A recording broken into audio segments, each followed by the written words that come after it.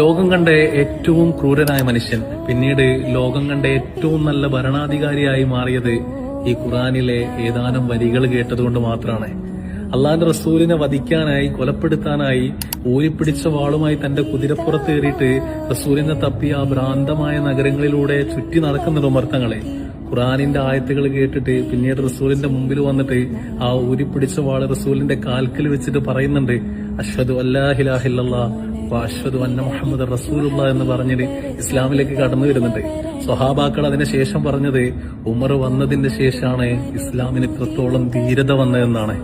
യൂഫ്രട്ടീസിന്റെ നദീതീരത്ത് ഒരു ആട്ടിൻകുട്ടി വെള്ളം കിട്ടാതെ മരണപ്പെട്ട് കഴിഞ്ഞാല് നാളെ അള്ളാന്റെ കോടതിയിൽ അതിനുപോലും ഞാൻ ഉത്തരം പറയേണ്ടി വരുമെന്ന് പറഞ്ഞ സൂക്ഷ്മതയുള്ള ഭരണാധികാരി ഉമർ തങ്ങള്